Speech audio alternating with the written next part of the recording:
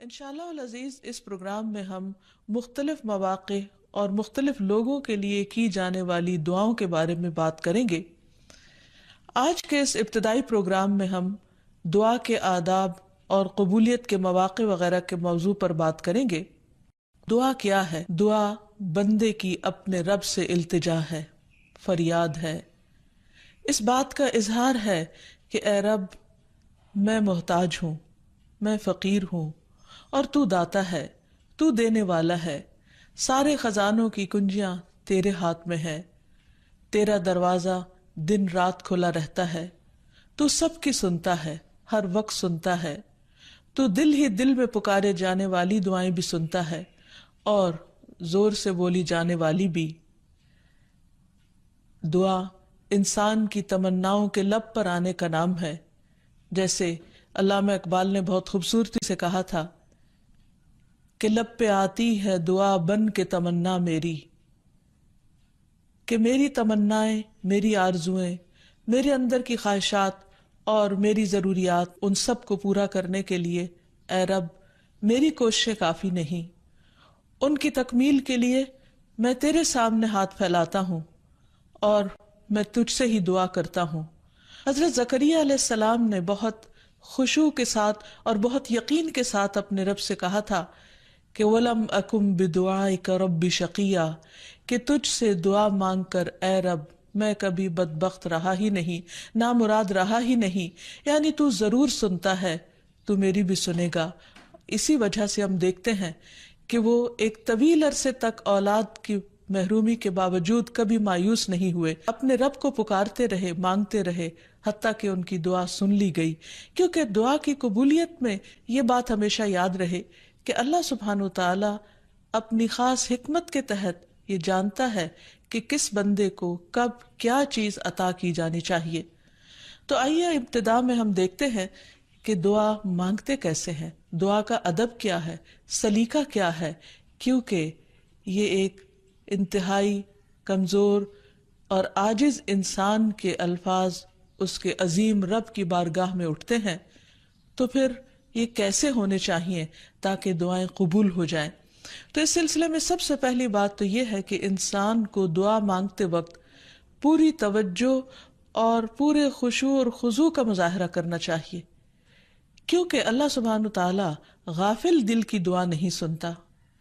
دعا مانگنے کے ادب میں سب سے پہلا ادب، سلیقہ اور کرینہ یہ ہے کہ انسان پورے اخلاص کے ساتھ، پوری توجہ کے ساتھ، شوق اور محبت کے ساتھ اپنے رب سے مانگے، پورے یقین کے ساتھ کہ اس کا رب اس کی دعا ضرور سنے گا۔ قرآن مجید میں اللہ تعالیٰ فرماتے ہیں وَادْعُوهُ مُخْلِصِينَ لَهُ الدِّينَ، اس سے دعا کرو دین کو اسی کے لیے خالص کرتے ہوئے، یعنی صرف اللہ سے مانگو، کسی اور سے نہیں، کیونکہ سب کو دینے والا دراصل وہی ہے۔ انبیاء ہوں یا اولیاء کرام ہوں یا بزرگان دین ہوں، سب کے سب اسی کے آگے سجدہ ریز ہوتے ہیں اور اسی کو پکارتے ہیں۔ نبی صلی اللہ علیہ وسلم صبح سے شام تک ہر موقع پر اپنے رب کو پکارا کرتے تھے، اور وہ تمام دعائیں احادیث کی کتابوں میں ہمیں صحیح سند کے ساتھ ملتی ہیں کہ کس طرح آپ صلی اللہ علیہ وسلم صبح بستر سے اٹھتے وقت اپنے رب کو پکارتے، پھر نماز میں کون کون سی دعائیں مانگتے، پھر اسی طرح کھانا کھانے سے پہلے، کھانا کھانے کے بعد، یہاں تک کہ اگر چھینک آئے تو اس وقت کیا پڑھا جائے، اور اسی طرح رات کو سوتے وقت، اور بے شمار مواقع کی دعائیں، اور اس کے علاوہ بھی نبی صلی اللہ علیہ وسلم کی دعائیں بہت ہی خوبصورت انداز میں مختلف کتابوں میں ہمیں ملتی ہیں، جس سے ہمیں دعا مانگنے کا سلیقہ اور ادب پتہ چلتا ہے، کیونکہ نبی صلی اللہ علیہ وسلم اللہ کے محبوب تھے، اور کس طرح اللہ کے محبوب نے اپنی عاجزی اور انکساری کا اظہار اپنے رب کے حضور کیا ہے، وہ ہمارے لیے ایک بہترین نمونہ ہے۔ پھر دعا مانگنے کے ادب میں ایک اہم ترین ادب یہ ہے کہ انسان توجہ سے مانگے۔ حدیث میں آتا ہے کہ اللہ سبحانہ وتعالی غافل دل کی دعا نہیں سنتا، یعنی انسان جب مانگے تو واقعی اس کو یہ معلوم ہو کہ وہ کیا مانگ رہا ہے، اور پھر تضرع اور عاجزی کے ساتھ بار بار اصرار کر کے مانگے. یہ نہ کہے کہ اے رب تو چاہے تو دے دے اور تو نہیں چاہتا تو نہ دے. نہیں، بلکہ پورے یقین کے ساتھ اپنے رب سے مانگے. اور اس بات کا بھی پورا یقین ہونا چاہیے کہ رب دعا سنتا ہے، کیونکہ وہ دیتا ہے. رب نہ سوتا ہے، نہ اس کو اونگ آتی ہے، نہ اس کو نیند آتی ہے، اور اس کو دینے کے لیے کسی سے مشورے کی بھی ضرورت نہیں ہوتی. کوئی اس پر جبر نہیں کر سکتا، کسی کا اس پر زور نہیں. اس لیے انسان جب اس سے مانگے تو یہ سوچ کے مانگے کہ اس کو دینے میں پورا پورا اختیار ہے اور وہ میری دعا بھی ضرور سنے گا. پھر اسی طرح انسان اپنی عاجزی اور مسکنت کا اظہار کرے. مانگتے وقت انسان اپنے اندر کو بالکل تکبر سے خالی کر لے اور یہ سمجھے کہ میں ایک انتہائی حقیر چیز ہوں اور میرا رب عظیم خالق ہے، پوری کائنات کا مالک ہے، اور میں اسی کے آگے ہاتھ پھیلا رہا ہوں جو میرے اٹھے ہوئے ہاتھوں کو کبھی خالی نہیں لوٹائے گا، اور اس کو دینے سے محبت ہے. وہ دے کر خوش ہوتا ہے اور دعا کرنے والے سے محبت رکھتا ہے، اور جو دعا نہیں کرتا اللہ تعالیٰ اس سے ناراض ہوتا ہے. اللہ سبحانہ و تعالیٰ قرآن مجید میں خود فرماتے ہیں وَقَالَ رَبُّكُمُ ادْعُونِي أَسْتَجِبْ لَكُمْ. تمہارا رب کہتا ہے مجھ سے دعا مانگو، ادعونی استجب لکم، میں تمہاری دعائیں قبول کروں گا. اس لیے رب کے وعدے پر یقین کرتے ہوئے ہمیں دعا کرتے رہنا چاہیے. پھر اسی طرح یہ ہے کہ دعا میں عاجزی اور انکساری کے ساتھ ساتھ گریہ وزاری بھی ہونی چاہیے، جس طرح نبی صلی اللہ علیہ وسلم بدر کے موقع پر اللہ سبحانہ وتعالیٰ کے حضور آہوزاری کے ساتھ دعائیں کر رہے تھے. اس سلسلے میں روایت میں آتا ہے کہ نبی صلی اللہ علیہ وسلم قبلہ رخ ہو کر گڑ گڑا کے دعا کر رہے تھے کہ اے اللہ میرے لیے اپنے کیے ہوئے وعدے کو پورا فرما، اے اللہ اپنے وعدے کے مطابق عطا فرما، اے اللہ اگر اہل اسلام کی یہ جماعت ہلاک ہو گئی تو زمین پر تیری عبادت نہ کی جائے گی. اور پھر اس قدر عاجزی و زاری تھی کہ حضرت ابوبکر صدیق رضی اللہ تعالیٰ عنہ نے جب آپ کو دیکھا تو پیچھے سے آ کر آپ سے چمٹ گئے اور کہنے لگے کہ اے اللہ کے نبی اب بہت کافی ہو چکا، آپ نے اپنے رب سے بہت کچھ مانگ لیا، اللہ تعالیٰ آپ سے کیے ہوئے وعدے کو ضرور پورا کرے گا. پھر اسی طرح یہ ہے کہ انسان دعا میں تکرار کرے. یہ نہ ہو کہ ایک بار مانگے، دو بار مانگے اور اس کے بعد تھک کر بیٹھ جائے اور یہ کہے کہ میری دعا تو سنی نہیں جاتی، اس لیے دعا مانگنے کا فائدہ نہیں. نہیں، ہم دیکھتے ہیں کہ کس طرح انبیاء علیہ السلام مسلسل دعائیں مانگتے رہے، اصرار کے ساتھ مانگتے رہے. اس سلسلے میں ہمیں رسول اللہ صلی اللہ علیہ وسلم کی ایک حدیث سے بھی پتہ چلتا ہے کہ جب اصرار کے ساتھ اور تکرار کے ساتھ انسان دعا کرتا ہے تو اس کا کیا فائدہ ہوتا ہے. آپ صلی اللہ علیہ وسلم نے فرمایا جس شخص نے 3 مرتبہ اللہ تعالیٰ سے جنت مانگی، جنت اس کے لیے دعا کرنے لگتی ہے کہ اے اللہ اسے جنت میں داخل کر دے. اور جو شخص 3 مرتبہ دوزخ سے پناہ مانگے تو دوزخ اس کے لیے دعا کرنے لگتی ہے کہ یا رب اس شخص کو دوزخ سے پناہ دے. پھر اسی طرح یہ ہے کہ انسان کو چاہیے کہ انسان مانگنے کے انداز میں ہاتھ اٹھا کر اللہ تعالیٰ سے مانگے، کیونکہ اللہ سبحانہ وتعالیٰ بہت حیا والا ہے، بہت کرم فرمانے والا ہے. اس کو اس بات سے شرم آتی ہے کہ اس کا کوئی بندہ اس کے آگے ہاتھ پھیلائے اور پھر اللہ تعالیٰ ان ہاتھوں کو خالی لوٹا دے. وہ سب سے بڑا بادشاہ ہے، حقیقی بادشاہ، مالک کائنات، سارے خزانوں کا مالک. وہ کبھی بھی اپنے بندے کو خالی ہاتھ نہیں لوٹاتا. ہاں یہ ضرور ہے کہ کبھی وہ انسان کو فوراً مل جاتا ہے جو انسان اپنے لیے طلب کرتا ہے، اور کبھی ایسا ہوتا ہے کہ اس سے بہتر کچھ اور عطا کر دیا جاتا ہے، یا اس سے کوئی آنے والی مصیبت ٹال دی جاتی ہے، یا پھر آخرت میں اس کے لیے اس دعا کے اجر کو ذخیرہ کر دیا جاتا ہے، جسے دیکھ کر انسان تمنا کرے گا کہ کاش دنیا میں اس کو اپنی دعاؤں کے صلے میں کچھ بھی نہ ملا ہوتا. پھر اسی طرح یہ ہے کہ دعا کرتے وقت انسان کو حمد و ثنا کے ساتھ آغاز کرنا چاہیے، یعنی اللہ سبحانہ وتعالیٰ کی تعریف کرنی چاہیے، نبی صلی اللہ علیہ وسلم پر درود شریف پڑھنا چاہیے، اور اس کے بعد اپنی عرض رکھنی چاہیے. تو جس دعا کے آگے پیچھے درود شریف پڑھ لیا جائے وہ دعا بھی قبول ہوتی ہے. فضالہ بن عبید رضی اللہ عنہ سے روایت ہے کہ ایک مرتبہ رسول اکرم صلی اللہ علیہ وسلم تشریف فرما تھے. ایک شخص آیا اور اس نے نماز پڑھی. پھر کہنے لگا اے اللہ مجھے بخش دے اور مجھ پر رحم کر. تو رسول اللہ صلی اللہ علیہ وسلم نے فرمایا اے نمازی تو نے جلدی کی، جب نماز پڑھ چکو تو بیٹھے رہو، اللہ کی اس طرح حمد و ثنا بیان کرو جیسا کہ اس کا حق ہے، پھر مجھ پر درود بھیجو، پھر اس سے دعا کرو. یعنی یہ دعا مانگنے کا ادب اور سلیقہ ہے. پھر اسی طرح یہ ہے کہ انسان کی دعاؤں کی قبولیت میں بعض اوقات اس کے گناہ حائل ہوتے ہیں، اور جب انسان استغفار کرتا ہے، توبہ کرتا ہے تو دروازے کھل جاتے ہیں. اسی لیے انسان جب دعا کرے تو اس کے ساتھ ساتھ اپنے رب سے توبہ اور استغفار کرے. پھر اسی طرح دعا کرنے کے ادب میں سے ایک چیز یہ بھی ہے کہ انسان جب دعا کرنا شروع کرے تو سب سے پہلے اپنے لیے دعا کرے، پھر اپنے قریبی لوگوں کے لیے دعا کرے، اور پھر تمام لوگوں کے لیے دعا کرے.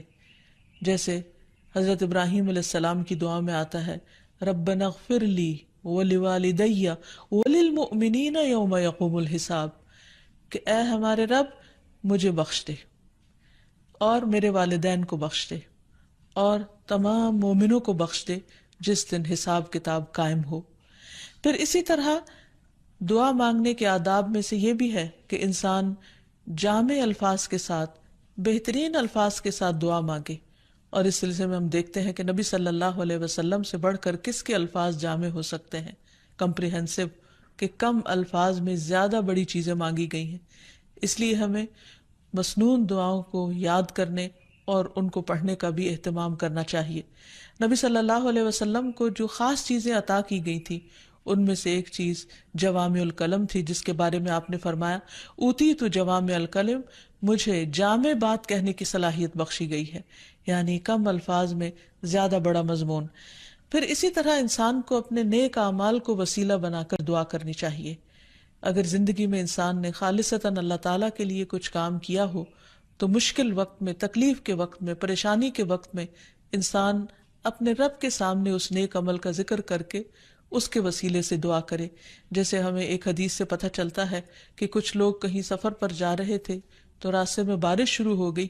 بارش سے بچنے کے لیے انہوں نے غار میں پناہ لی تو اتنے میں ایک بڑا پتھر لڑک کر غار کے دروازے کے آگے آ گرا اور غار کا دروازہ بند ہو گیا، اور اس طرح وہ باہر نہیں نکل پا رہے تھے.